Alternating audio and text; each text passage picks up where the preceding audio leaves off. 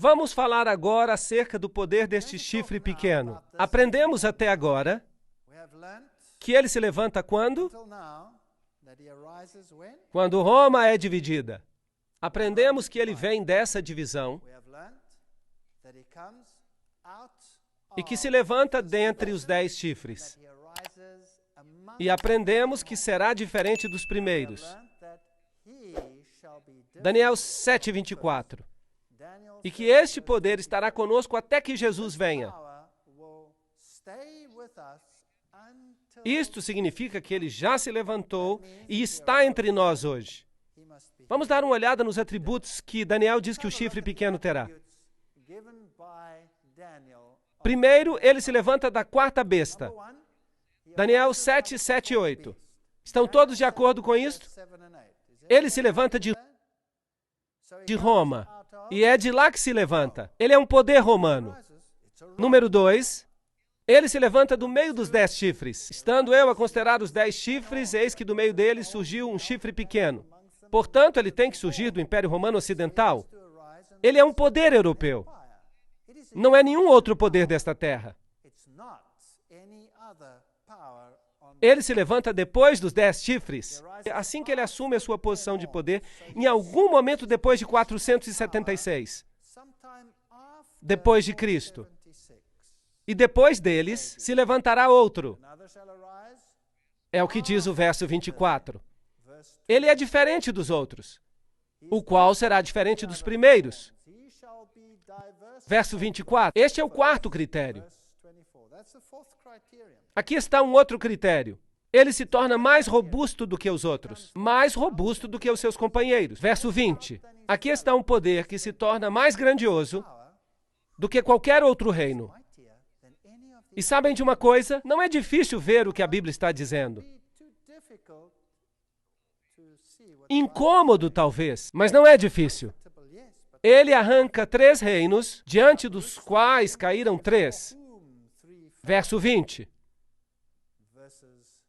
Ele tem olhos como de homens e fala grandes coisas contra o Altíssimo. Verso 25. Portanto, ele se exalta a uma posição onde Deus deveria estar.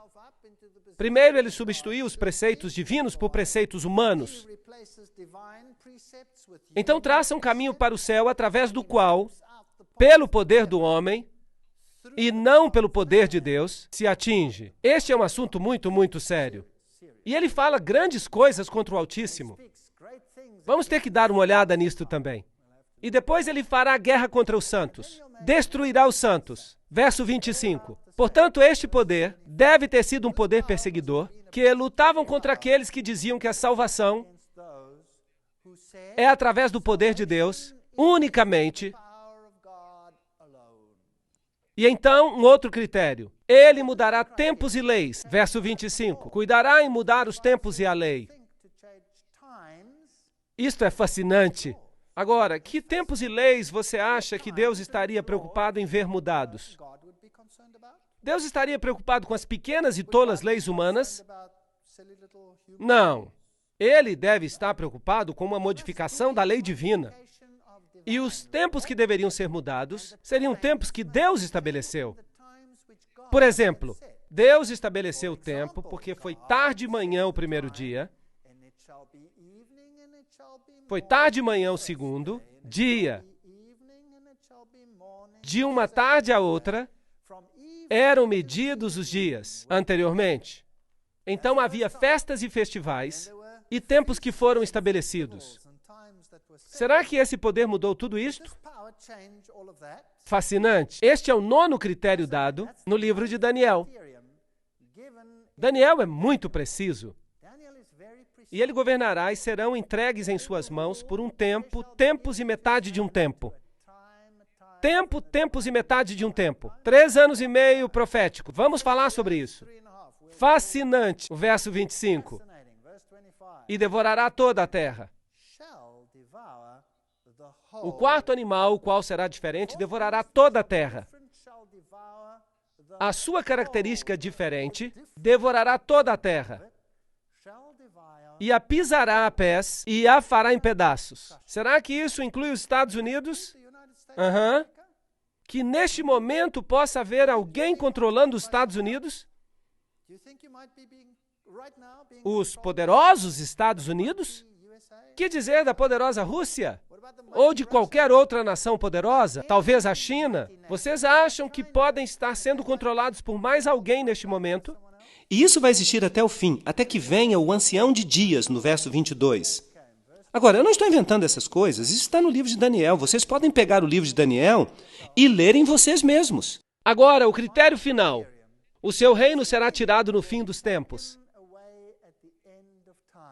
E o juízo será estabelecido e eles tirarão o seu domínio para o destruir e para o desfazer até o fim. A Bíblia diz que ele será destruído pelo esplendor da vinda do Filho do Senhor. Portanto, nenhum poder terrestre tirará o seu poder. O próprio Deus vai intervir. 13 critérios. Há apenas um poder no mundo inteiro que historicamente e de qualquer outra forma se possa qualificar. É uma situação bem lamentável. Agora, eu não quero entristecer ou enfurecer a ninguém aqui, e eu não quero ferir os sentimentos de ninguém. Mas o fato é que este poder é tão claramente identificado que até eu mesmo, que fazia parte desse poder, tive que renunciar a ele e deixá-lo. Eu também fui afetado. Eu fiquei muito chocado e estive, de fato, até fisicamente doente quando eu descobri isto.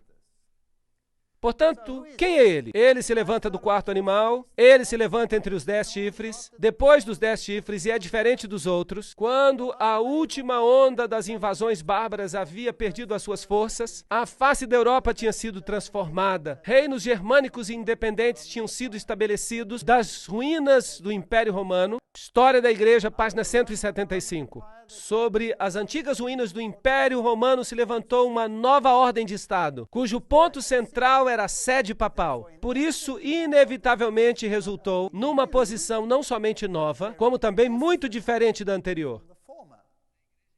A Igreja e as Igrejas, páginas 42 e 43. Esta é uma fonte católica romana, dizendo que aqui estavam numa situação diferente da anterior. Há duas teorias sobre o anticristo no mundo hoje, que são ensinadas por todas as igrejas do mundo. Quase. Uma é a de Rivera e outra é a de Alcázar. Agora, o que essas teorias ensinam? Elas ensinam preterismo e futurismo. O preterismo ensina que o anticristo veio no passado, no tempo dos gregos, e o futurismo ensina que ele virá no futuro, depois da igreja cristã ter sido arrebatada. E nenhuma das duas doutrinas é bíblica, porque as duas violam Daniel capítulo 7, Daniel capítulo 8 e todo o livro de Apocalipse. Elas violam cada pequeno princípio bíblico, todas elas. E quem era Rivera e quem era Alcázar? Bem, os dois eram jesuítas.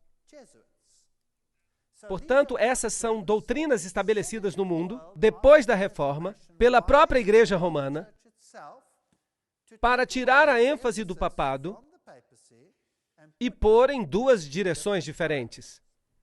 O historiador C.C. Ecker disse que quando o Império Romano tinha desintegrado toda a sua estrutura e o seu lugar tinha sido tomado por um número de rudes reinos bárbaros, a Igreja Católica Romana não somente se tornou independente do Estado em assuntos religiosos, como também dominou os assuntos seculares, o papado e os assuntos mundiais, página 1. Portanto, aqui estava um chifre, um reino que se tornou mais robusto do que os outros e os dominou, correto?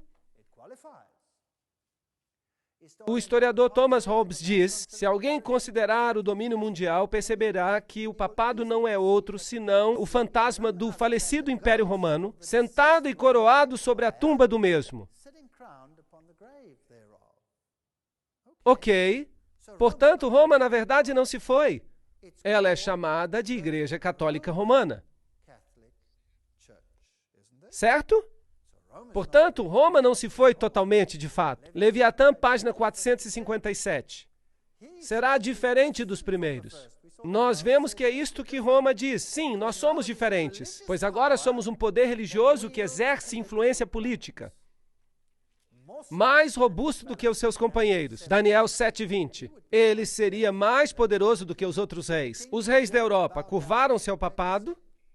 Sim. Algumas vezes sim, outras vezes não. E se não, eles eram finalmente subjugados e tinham que se curvar. Se não, eles tinham que finalmente vir, como Frederico da Alemanha, que teve que ficar descalço, na neve, à espera de uma prorrogação para ter o seu reino de volta. Nos Concílios Sacrossantos, volume 13, Roma diz: nós definimos que a Santa Sé Católica e o Pontífice Romano têm a primazia sobre que parte do mundo? Todo o mundo. Interessante. O vigário do encarnado Filho de Deus, sumo sacerdote ungido e supremo governador temporal, o Papa, sentou-se no seu tribunal para julgar imparcialmente nação e nação, povo e príncipe, soberanos e súditos. Cardeal Henry Manning, em O Poder Temporal do Vigário de Cristo. Portanto, será que eles afirmam que estão controlando todos os outros reinos? Sim ou não? Sim, eles mesmos alegam isto. As chaves deste sangue, João Paulo II versus Rússia e o Ocidente para controlar a nova ordem mundial. Mahaki Mortimer é professor pontífice na Universidade Gregoriana, em Roma, e ele está dizendo isso, não eu. Arrancou 3 reinos, então tive o desejo de conhecer a verdade sobre o quarto animal que era diferente de todos os outros, e também a respeito dos 10 chifres que tinha na cabeça, e do outro que subiu, e diante do qual caíram 3. Daniel 7, 19 e 20. Sim, Roma alega que os 3 foram arrancados porque eram arianos, que eles não acreditavam que Cristo fosse Deus, que é um dos ensinamentos de Roma. Mas veremos que este é apenas um elemento esotérico de Roma. Que há outro ensinamento de Roma que é chamado de esotérico, que é um ensinamento ocultista e que diz algo completamente diferente. Mas isso será o tema de outra conferência.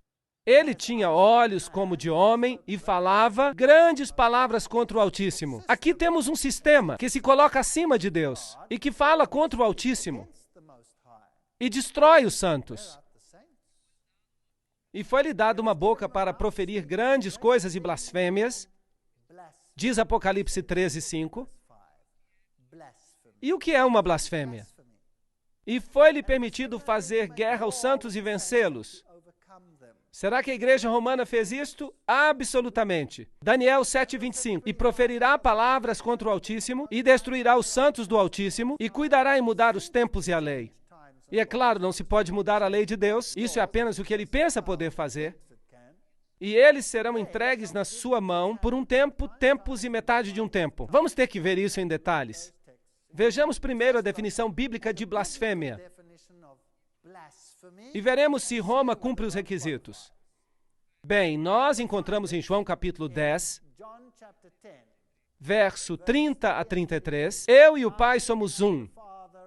Disse Jesus. Jesus diz que é Deus. E os judeus responderam dizendo, não te apedrejamos por alguma obra boa, mas pela blasfêmia, porque sendo tu homem, te fazes Deus a ti mesmo. Portanto, uma definição de blasfêmia na Bíblia é quando alguém diz que é Deus. Bem, há muitas pessoas que blasfemam no mundo hoje em dia, mas esta é a primeira definição. Outra definição, encontramos em Lucas, que diz, vendo ele a fé dele, disse, homem, os teus pecados te são perdoados. E os escribas e fariseus começaram a arrazoar, dizendo, quem é este que diz blasfêmias? Quem pode perdoar pecados, senão só Deus? Portanto, assim, existem 2 definições bíblicas de blasfêmia. Uma quando alguém diz que é Deus, e a outra se você diz que pode perdoar pecados. Bem, o que diz Roma? Aqui temos o artigo da Enciclopédia Católica, volume 12, acerca do Papa que diz, esta autoridade judicial incluirá mesmo o poder para perdoar pecados. Portanto, Roma diz que pode perdoar pecados. O sacerdote católico, página 78, diz, busque onde você desejar, no céu e na terra, e você encontrará um ser criado que pode perdoar pecados, que pode libertá-lo das cadeias do inferno. Este ser extraordinário é o Padre católico. Interessante. Tu és um sacerdote para sempre, diz o bispo ordenado. Ele já não é um homem pecaminoso, filho de Adão, mas um alter Christus, um outro Cristo. no lugar de Cristo. No lugar de, em grego, é anticristos. Anticristo. No lugar de Cristo. Para sempre um sacerdote do Santíssimo, com poder acima do poder do Todo-Poderoso. Agora, isto é pesado. Dizer que você tem mais poder do que Deus. O Papa não é somente o representante de Jesus Cristo, mas ele é o próprio Jesus Cristo, ocultado sob o véu da carne. O Nacional Católico, julho de 1985. Portanto, Roma sempre alegou estar na posição de Deus. Então, o próprio Deus tem que se sujeitar ao julgamento dos padres católicos, tendo que absolver ou condenar, segundo os padres católicos perdoam ou não. A sentença do sacerdote precede e Deus endossa. Dignidade e Dever dos Padres, volume 12, página 297. Portanto, a Igreja Católica diz que quem está salvo e quem está perdido é definido por eles e Deus não tem escolha. E se eles dizem que não, Deus não pode dizer que sim. Portanto, quem é mais poderoso? Eles são. Será que isso é blasfêmia? Sim ou não? Isto é uma blasfêmia da mais alta ordem. O cardeal Bellarmino diz que todos os nomes que são aplicados a Cristo, pela virtude do qual se diz que ele está estabelecido acima da Igreja, todos esses mesmos nomes são aplicados ao Papa. Isto significa que ele assume o lugar de Deus. Portanto, ele cumpre este requisito. Dado em Roma, de nosso palácio, 10 de fevereiro de 1817, a 14ª jurisdição do Santíssimo Pontífice, Pai em Cristo e Nosso Senhor Deus, Papa Leão XII. Portanto, o Papa tem se coroado a si mesmo como Deus. Nós temos sobre esta terra lugar do Deus Todo-Poderoso. Grandes cartas e encíclicas do Papa Leão. Vocês sabiam que hoje, quando o Papa escreve uma encíclica, sempre assina, o Papa João Paulo II, por exemplo, fazia isso, dado por nós em letras maiúsculas, em nosso, letra maiúscula, pontificado. Interessante, porque Deus disse, façamos o homem à nossa imagem, em maiúscula. Portanto, o Papa toma a prerrogativa e até os dias de hoje, ele alega ser e ter o poder de Deus. Assim que Roma cumpre este requisito, o Sacrosanto Concílio, nós decidimos que a Santa Sé Apostólica e Pontífice Romana detém a primazia sobre o mundo inteiro. Agora, esse poder tomaria finalmente o controle do mundo inteiro. Será que Roma controla mesmo o mundo inteiro? Você realmente acredita nisso? Você acha que isso é possível? Bem, vamos ter uma próxima conferência sobre as sociedades secretas. Eu não a perderia se fosse você. Tomás de Aquino escreveu O Poder Secular, que é um grande filósofo católico citado mais de uma vez por João Paulo II, mais do que qualquer outro filósofo da Igreja Católica. Ele escreve, o poder secular é sujeito ao poder espiritual, assim como o corpo é sujeito à alma, e, portanto, não é usurpação de autoridade que o prelado espiritual interfira em coisas materiais, concernente àquelas questões em que o poder secular está sujeito a ele. Portanto, todo mundo está sujeito a Roma. O Concílio de Trento declarou, todo o domínio temporal é dele. O domínio, a jurisdição e o governo da terra inteira, tudo isso é seu por direito divino. Todos os soberanos da terra são seus súditos e devem se submeter a ele. Isso foi o Concílio de Trento.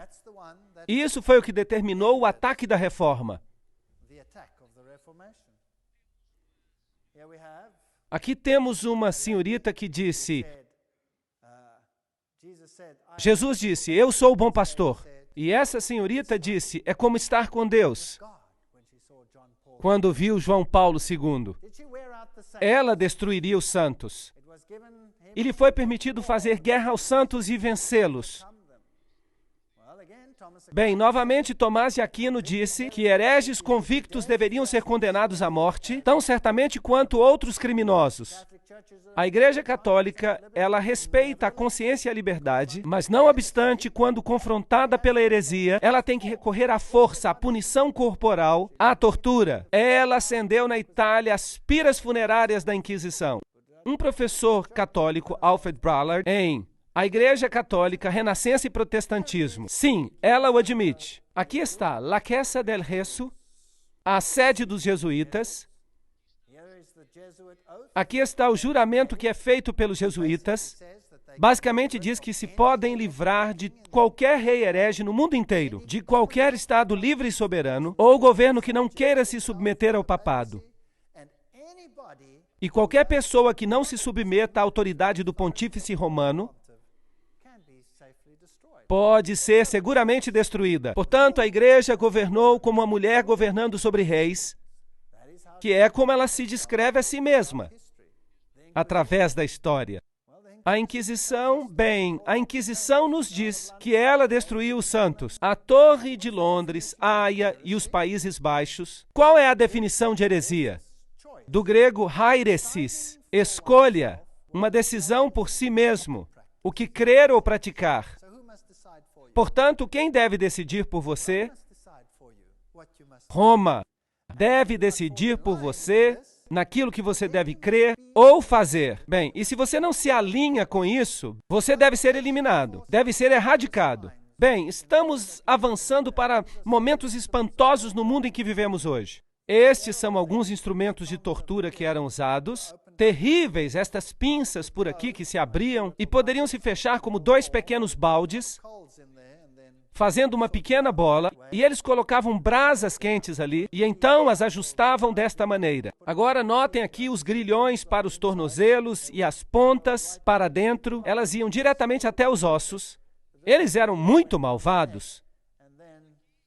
Esta aqui era para o pescoço, e a apertavam com parafusos, e iam direto ao pomo de Adão.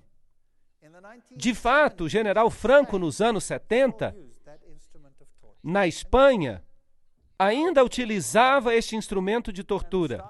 Dá para crer nisso? Quão primitivo o homem pode se tornar? E os cepos e os parafusos de polegar, e esta coisa horrível por aqui, eles içavam a pessoa de cabeça para baixo, com as mãos atadas nas costas, e a levantavam desta maneira, até o alto, e a dependuravam no teto. E então amarravam esta bola a uma estante alta, esta pedra pesada, nos pés, e ela rolava para baixo e assim arrancavam os braços. Muito cruel o que eles faziam. Esta é uma representação das piras, as estacas da Inquisição, e eles mataram literalmente milhões e milhões de pessoas. Este é um famoso monumento na África, para onde os franceses huguenotes escaparam, depois do grande massacre em que os huguenotes foram massacrados. O massacre de São Bartolomeu. E eles se descreveram como uma mulher, uma igreja que escapava com a Bíblia em sua mão. E aqui as cadeias de Roma arrancadas. Bem, eu tenho algumas novidades para vocês. E cada outra mulher do planeta, falando de igrejas, está mais uma vez em cadeias. Muda os tempos e a lei. Cuidará em mudar os tempos e a lei. Daniel 7:25. Alega o Papa ter mudado a lei de Deus? Absolutamente. Decretal de translatio episcopi. O Papa tem poder para mudar tempos, para abolir as leis e prescindir de todas as coisas, até mesmo dos preceitos de Cristo. Será que isso é arrogância da mais alta ordem? Portanto, eles dizem que podem mudar essas coisas. Será que o Papa mudou os tempos? Certamente que o fez. Qual é o calendário que nós usamos no mundo hoje? Quem sabe? Utilizamos o calendário gregoriano. Quem foi Gregório? Foi um Papa. E foram os tempos mudados? Sim. Por autoridade de quem? Dos astrônomos jesuítas. E o que eles mudaram? Eles mudaram a Páscoa. Eles mudaram a Páscoa para que ela tivesse conformidade com a festa de Ishtar. E, de fato, em inglês, ainda se chama assim, Easter, Ishtar. E é por isso que a paz, como se chamava a Páscoa entre os cristãos primitivos, ela era na lua nova e a Páscoa hebraica deveria acontecer em qualquer dia da semana. Agora que o Papa mudou isso, e se seguiu o simbolismo dos saduceus, que se reuniam em Alexandria, segundo ensinamentos ocultos, a Páscoa só cai no domingo, por causa da festa de Ishtar, e nunca coincide com a Páscoa original. É possível, com o calendário que tem, em algum momento da história, que ela possa coincidir com a Páscoa original. E então, que decreto faz o papado? Se ocorre a festa no dia da Páscoa original, então o Papa muda a festa em uma semana para que ela caia num domingo. Portanto, ele mudou os tempos e as festas, definitivamente. Também, desde esses tempos, nós estamos celebrando o dia de meia-noite a meia-noite, e não de pôr do sol a pôr do sol. Então, ela revogou a lei e prescindiu de todas as coisas, até mesmo dos preceitos de Cristo. O Papa pode modificar a lei divina. Pronta a biblioteca. Quem te dá direito, Senhor Papa, para mudar a lei de Deus? Os 10 mandamentos, como originalmente dados por Deus, nas primeiras tábuas, não terás outros deuses diante de mim. Então, depois há este grande mandamento que não devemos nos encurvar aos ídolos. E depois, tu não deves tomar o nome do Senhor teu Deus em vão. E o mandamento do sábado é proeminente. E então temos os mandamentos que ditam o relacionamento entre o homem e o próximo. Honra teu pai e a tua mãe, não matarás, não adulterarás, não furtarás, não dirás falso testemunho e não cobiçarás. Aqui estão os mandamentos como estão na Bíblia. Mas se você pegar o catecismo católico, verá que o segundo mandamento foi removido. Não terás outros deuses, ou seja, não farás. Ele deverá ser capaz de mudar leis, porque ele diz, eu sou o Senhor vosso Deus, não terás outros deuses estranhos diante de mim, não tomarás o nome do Senhor teu Deus em vão. Portanto, o segundo mandamento desaparece e o outro sobe uma posição. Lembra-te do dia de sábado para o santificar. Mas o que eles fizeram com este? Trataremos disso daqui a pouco. Portanto, ele só tem 9 mandamentos e para alcançar os 10, eles tomam o mandamento da cobiça e o dividem em 2. Não cobiçarás a mulher do próximo e não cobiçarás os bens do teu próximo. Fascinante. Lembrem-se que este aqui diz, não cobiçarás a casa do teu próximo, não cobiçarás a mulher do teu próximo. Eles ainda têm o descaramento de inverter a ordem do mandamento como se tivessem o direito de fazer. A Enciclopédia Católica diz, a igreja, depois de ter mudado o dia de descanso do sábado judaico, o 7º dia, para o primeiro dia da semana, fez o terceiro mandamento se referir ao domingo, porque o segundo já se tinha tirado como dia a ser guardado como dia do Senhor. Então eles mudaram os tempos, mudaram até o dia de adoração, que era o 7º dia, e foi transferido para o primeiro dia da semana. Mateus 5,17 diz, não penseis que eu vim destruir a lei ou os profetas. Eu não vim para destruir, mas para cumprir, para viver esses preceitos. Aqui está o Catequismo do Converso, da Doutrina Católica, página 50. Ele diz, pergunta, qual é o 7º dia? Resposta, o sábado é o 7º dia. A Igreja Católica está bem ciente disso, todos eles sabem. Pergunta, por que nós observamos o domingo em vez do sábado? Resposta, nós observamos o domingo em vez do sábado porque a Igreja Católica, no Concílio de Laodiceia, transferiu a solenidade do sábado para o domingo. Assim, ela mudou os tempos e as leis. Sim ou não? Sim, ela mudou. Tempos, tempo e metade de um tempo. A que isso se refere? Os santos seriam entregues em suas mãos por um tempo, tempos e metade de um tempo. Se você tem uma Bíblia moderna, ela dirá 3 anos e meio. Agora, um ano profético é diferente de um ano literal. Um ano em sentido profético tinha 360 dias, porque o ano hebraico tinha 360 dias. Portanto, 2 vezes 360 igual a 720. Metade de um tempo, metade de um ano, 180. Ao somarmos tudo, isso daria 1.260 dias proféticos. Ora, isso se transforma em 1.260 anos literais. Vamos solucionar isso. Com a conquista de Roma por Belisário, começa a história da Idade Média. Portanto, quando Roma foi conquistada e os ostrogodos foram removidos, a história da Idade Média começou. Philip Schaeffer diz: Virgílio ascendeu ao trono papal em 538 depois de Cristo, sob a proteção militar de Belisário. Portanto, do poder do chifre pequeno assumiu a sua autoridade em 538 depois de Cristo, porque o último dos chifres, ou dos reinados que impediam seu avanço, eles foram os ostrogodos. E eles foram removidos em 538 depois de Cristo. E Virgílio sobe ao assento papal. Assim, o domínio de Roma começa. E depois dele se levantará outro. Os 10 reinos estabelecidos em 476 depois de Cristo. Depois deles, em 538 depois de Cristo, o reinado papal começa de acordo com um decreto feito por Justiniano, que diz que o Papa seria o corretor dos hereges e o governador de todas as igrejas. Ora, em 538, se você adicionar a este número 1260, chega-se a 1798. E o que aconteceu em 1798?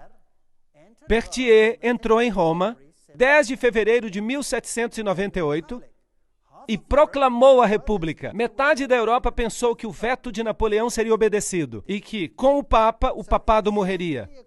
Portanto, exatamente de acordo com o tempo profético, a Bíblia nos diz,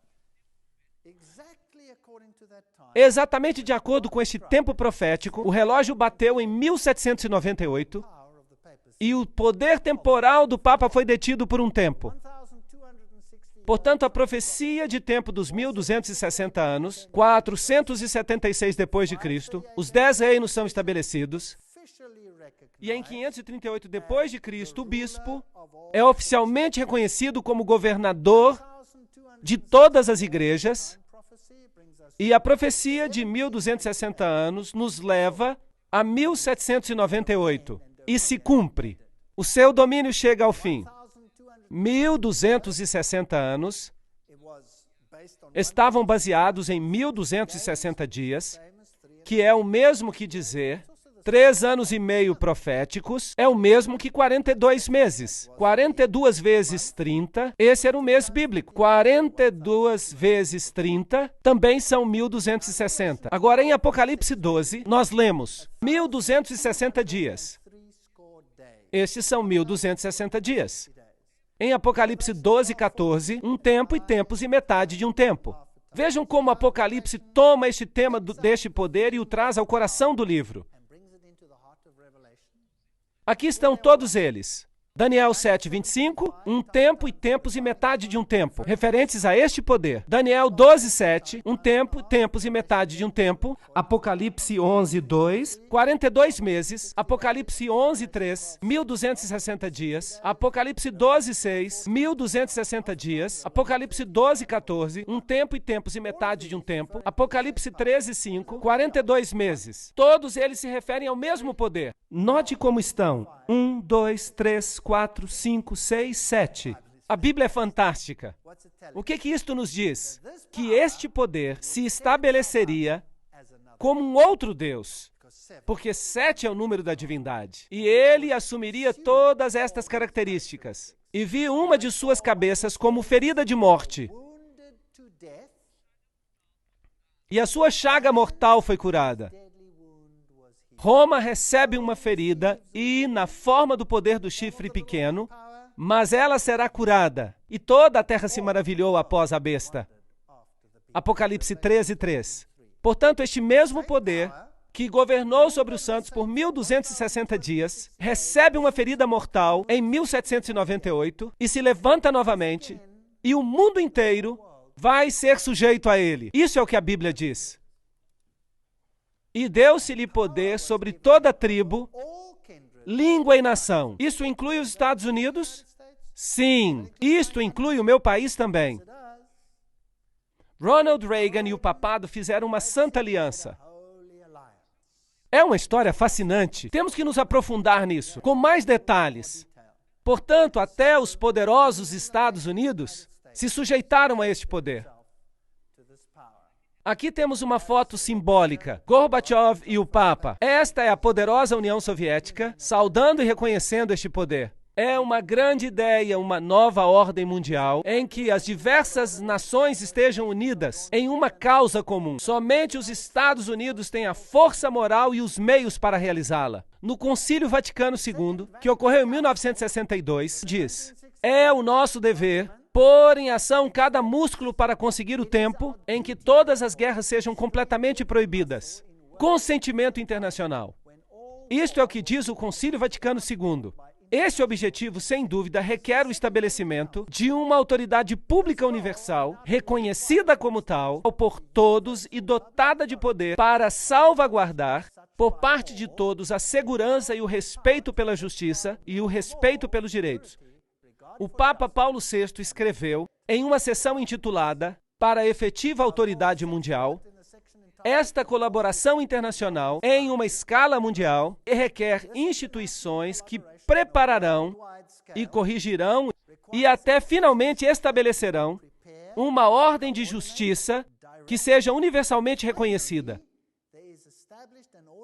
Quem não vê a necessidade de estabelecer progressivamente uma autoridade mundial capaz de agir efetivamente em setores judiciais e políticos?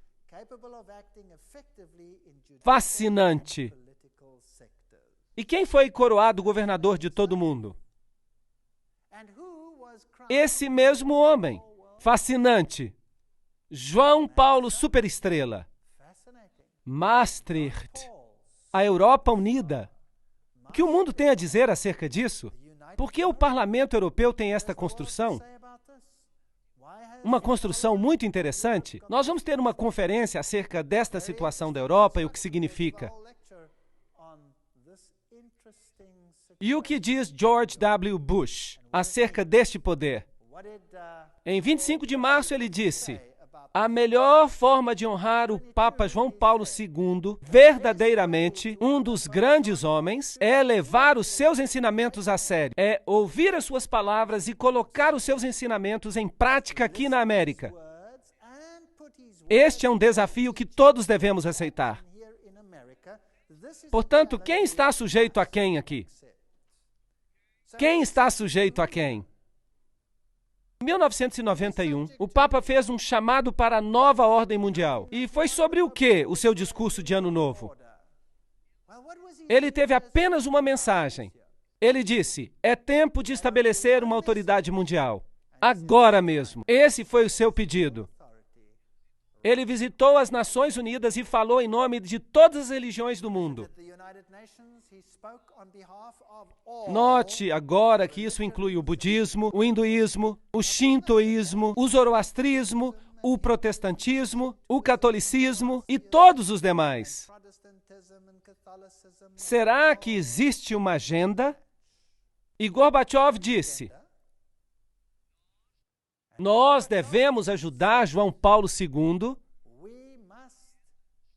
porque ele está certo em seu pedido por uma nova ordem mundial.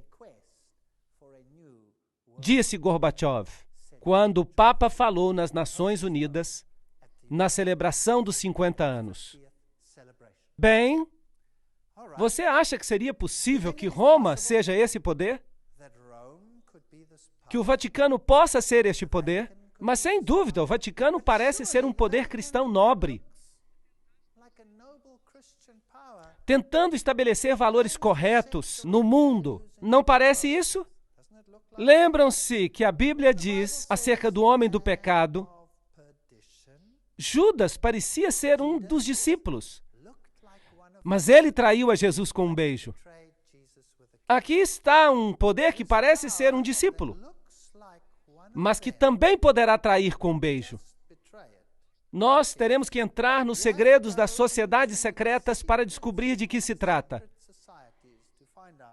E o que ensinam os reformadores acerca deste poder? Muitos dos grandes cristãos do tempo da Reforma partilhavam essa visão da verdade profética e classificaram o anticristo como o papado romano. Dentre estes encontramos os valdenses, os hussitas, Wycliffe, Lutero, Calvino, Zwinglio, Melanchthon, os teólogos batistas John Gill, os mártires, Tyndale, Latimer. Todos eles disseram que Roma era o anticristo. Vamos ver o que disse Lutero.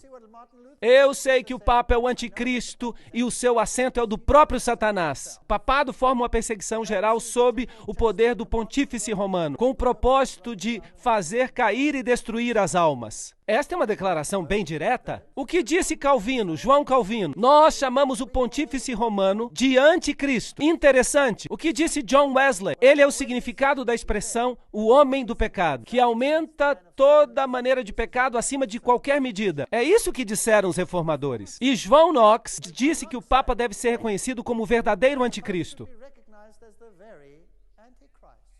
Bem, os reformadores não querem que ninguém se esqueça. Portanto, em Nuremberg, a sede do protestantismo, na Câmara da cidade, eles tinham uma escultura representada sobre as suas portas.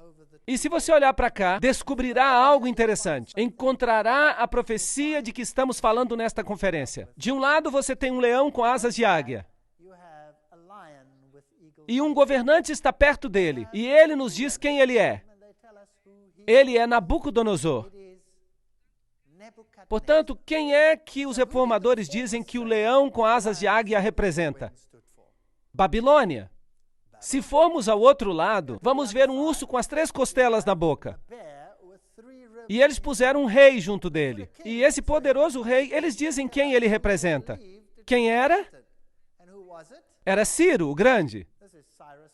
Portanto, eles estão dizendo que eram os medos e persas. Os reformadores não tinham rodeios de palavras. Eles disseram tudo e colocaram em pedra. Se você for ao outro lado, verá a outra porta e é assim que ela nos aparece. Vamos ver um pouco mais de perto. Há uma besta, um leopardo com 4 cabeças. E quem é que eles colocaram ao lado? Alexandre o Grande. Portanto, eles a identificaram com a Grécia. E do outro lado está uma besta terrível com 10 chifres. E eles têm um poderoso imperador ali, que é Júlio César. Então, quem é que eles disseram que era? Eles disseram que era Roma.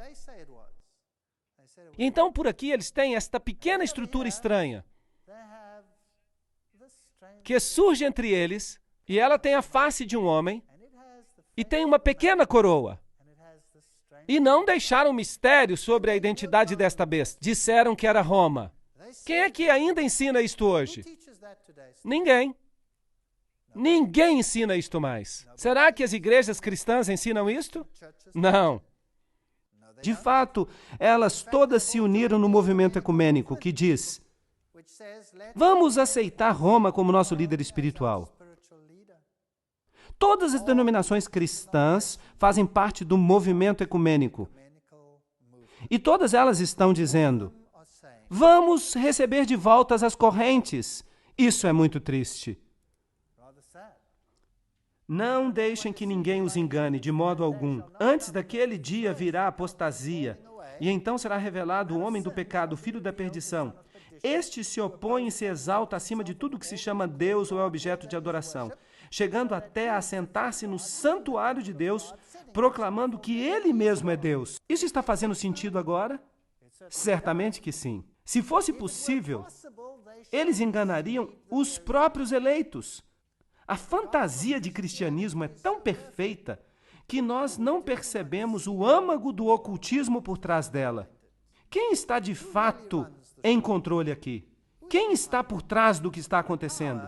Que poder é exercitado em Roma? Quem é o Papa Negro?